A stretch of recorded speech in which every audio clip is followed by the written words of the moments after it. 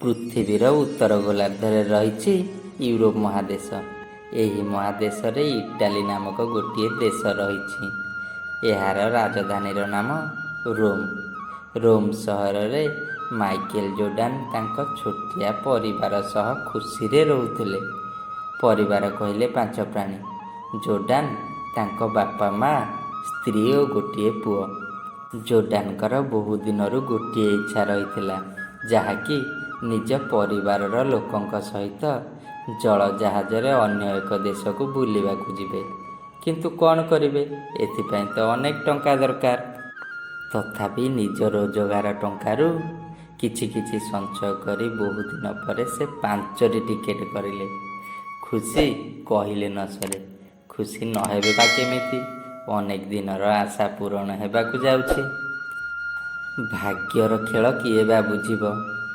ଯାତ୍ରାର 2 ଦିନ ପୂର୍ବରୁ କିଛି ଜିନିଷ କିଣିବା ପାଇଁ ଜୋର୍ଡାନ ଓ ତାଙ୍କ ପତ୍ନୀ ବଜାର ଯାଇଥିଲେ। ଏହି ସମୟରେ ଗୋଟିଏ ସଡ଼କ ଦୁର୍ଘଟଣା ଘଟିଲା, ଯେଉଁଥିରେ ଜୋର୍ଡାନଙ୍କର କିଛି ତ ହୋଇନଥିଲା ସତ, କିନ୍ତୁ ତାଙ୍କ ସ୍ତ୍ରୀଙ୍କ ଗୋଡ଼ରେ ଗଭୀର ଆଘାତ ଲାଗିଥିଲା, ଯେଉଁଥିରେ ଗୋଡ଼ ଭାଙ୍ଗି 2 ଖଣ୍ଡ ହୋଇଯାଇଥିଲା। ପତ୍ନୀକୁ ମେଡ଼ିକାଲରୁ ନେଇ ଆସିବା ପରେ ବାରଣ୍ଡାରେ ଜୋର୍ଡାନ ଏକ ଚେୟାରରେ ବସି କିଛି ଭାବୁଥିଲେ। ପତ୍ନୀ ଏହା ଦେଖି ଜୋର୍ଡାନଙ୍କ ମନର କଥା ବୁଝିପାରିଲେ।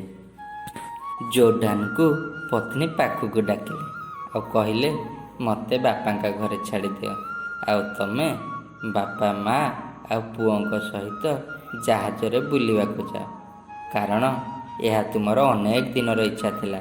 ଆଉ ଏମିତି ବି ଟିକେଟ୍ କରିବା ପାଇଁ ଅନେକ ଦିନରୁ ଟଙ୍କା ସଞ୍ଚୟ କରିଥିଲ। ଜୋର୍ଡାନ ସବୁ ବୁଝୁଥିଲେ, କିନ୍ତୁ କ'ଣ କରିବେ? ସ୍ତ୍ରୀଙ୍କ ଦେହର ଅବସ୍ଥା ଦେଖି ମନା କରିଦେଲେ। ଆଉ ମନେ ମନେ ଭାବୁଥିଲେ, ଈଶ୍ୱର, ତୁମେ ଏତେ ବଡ଼ କପଟ କାହିଁ କଲ? ଜଳଜାହାଜ ଧୀରେ ଧୀରେ କୂଳ ଛାଡ଼ୁଥାଏ। ଦୂରରୁ ଛିଡ଼ା ହୋଇ ଏହାକୁ ଜୋର୍ଡାନ ଦେଖୁଥାନ୍ତି ଆଉ ନିଜ ଭାଗ୍ୟ ଉପରେ ଦୋଷ ଦେଉଥାନ୍ତି।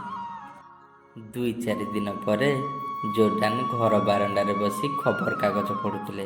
ହଠାତ୍ ନଜର ପଡ଼ିଲା ଗୋଟିଏ ଜଳଜାହାଜ କୌଣସି ଯାନ୍ତ୍ରିକ ତ୍ରୁଟି ପାଇଁ ପାଣିରେ ବୁଡ଼ି ଯାଇଛି। ଭଲ ଭାବରେ ଖବରଟିକୁ ପଢ଼ିବା ଫଳରେ ଜାଣିବାକୁ ପାଇଲେ ଯେ ଇଏ ସେଇ ଜାହାଜଟି ଯେଉଁ ଜାହାଜରେ ଜୋର୍ଡାନ ଯାଇପାରିନଥିଲେ।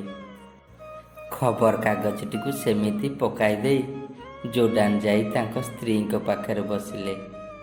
ଜୋର୍ଡାନଙ୍କ ମନ ଖୁସି ଦେଖି ସ୍ତ୍ରୀ ପଚାରିଲେ, କ'ଣ ହୋଇଛି? ବହୁତ ଖୁସି ଥିଲା ପରି ଲାଗୁଛ। ଜୋର୍ଡାନ ଖାଲି ଏତିକି କହିଲେ, ଈଶ୍ୱର ଯାହା କରନ୍ତି ପ୍ରାଣୀର ମଙ୍ଗଳ ପାଇଁ।